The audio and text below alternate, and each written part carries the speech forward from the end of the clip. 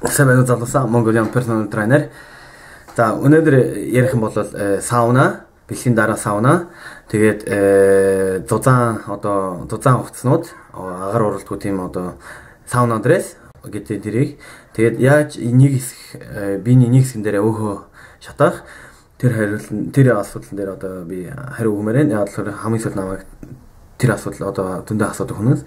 Тэгээд саунагийн талаар ярих юм бол сауна чи бол бэлхэн дараа миний бодлоор муу. Яг л бэлхэн дараа хүний бие өөрийгөө бие амрах хэвээр. Яг л хүний бие чи цаг 30 минут 2 баг хаяа хүнээс 3 цаг итгэжээ.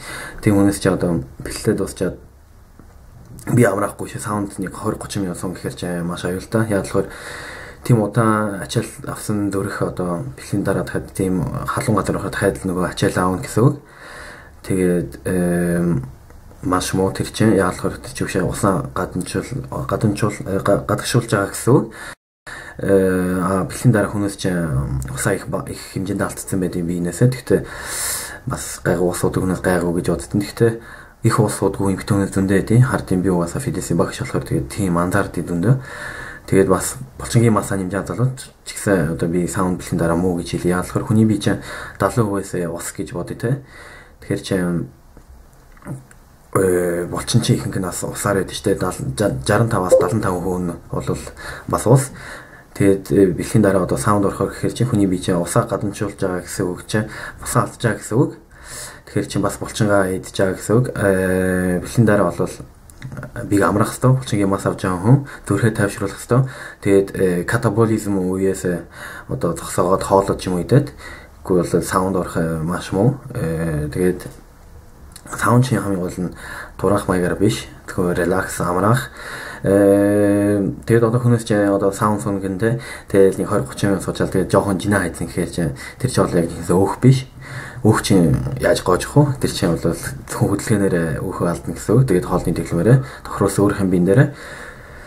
Тэгэл хүнээс надад хаяа ингээл маралцаал хэдийн багшаа би саунд суухаар би турдیں۔ Гэхээр чи нэрээ үнгээд тэр бол зөвхөн ус. Тэгээд дараа нь угаасаа усаа уучаар нөгөө ус чинь бусаад урчин. Тэгэл саунаа бол амарч байгаа үедэр скол нэг хөнгөн кардио хийсэн үедэр хийж болно. Өглөө нэг кардио ч юм уу хийгээд тэгтээ өмнө хоолоо идсэнгийн дараа кардио хийгээд тэгээд нэг 20-30 минут саунд сууж олно. Тэгтээ бас удаан биш. Яг болохоор зүрхээ буудах хэвээр. Тэгээд тэр сауна дресс гэхээр чи нөгөө дузаан хугацаа штэ хөлрүүлдэг. Тэр чинь бол бас хотлаа. Танаас ч тамирчдыг харчаад тамирчин хүнээс боксийн тамирчид чинь нэг хурдан амир жинаа хасдаг штэ. Тэр чинь бол яа тэр хугацаа өнгөсдөг гэхээр чинь тэр хугацаа бол хүний биеийг хөлрүүлнэ. Тэнд чи гүүхээрээ усаа алдна гэсэн үг штэ. Хөлсөөр усаа алдж байгаа.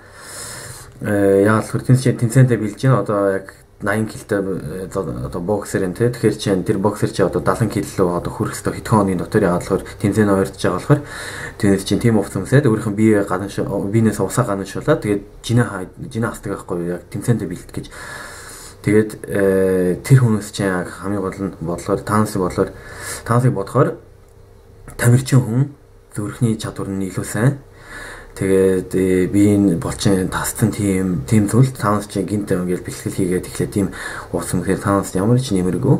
Тэгээд илүү муу юм, илүү сайн юмнаас илүү муу юм гэж бодож байна би. Тэгээд тийм хэрэггүй. Яг л таанаас чи бодож хүн хаяа ингээл нэг цаг тийм уцаа өмсчээлгээл 2 кг хайцсан гэхээр чин тэр уцаасаа тэгээд 2 кг өөх гаргаж чадах уу тэр чин зүгээр л усан гэсэн.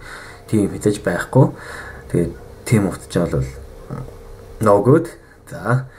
Тэгээд нэг хэсгээрээ өөхөө хайлах, биений нэг хэсгэн дээрээ өөхөө хайлахаас тийм асуудал намайг зөндөө эмэгтэйнээс асуудыг.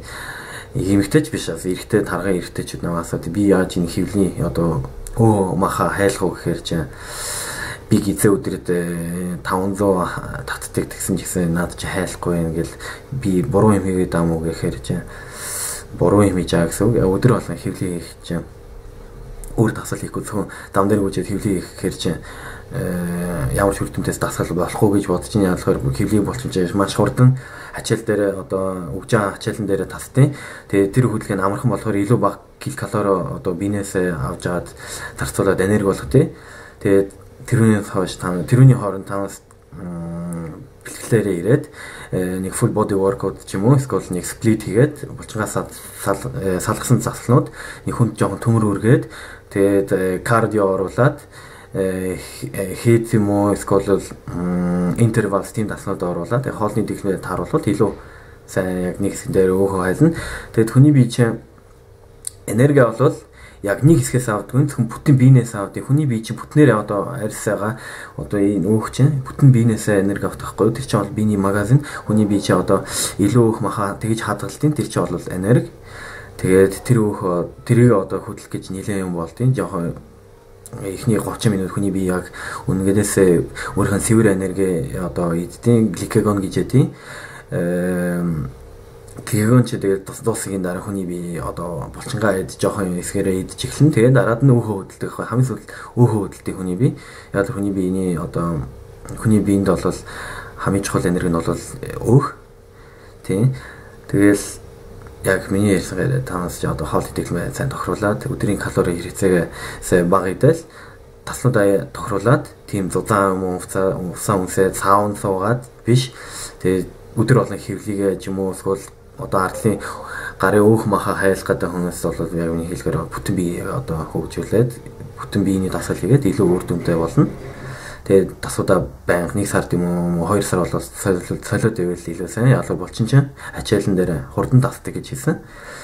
Тэгэл миний ярих юм бол тийм. Тэгээд танаас одоо асуусан юмд би сайн хариу өгч чадсан гэж найдаж чинь. Тэгээд танаас өөр жишээ асуух юм байвал надаас асууж олно. Бүгдээр нь тэгээд амжилт.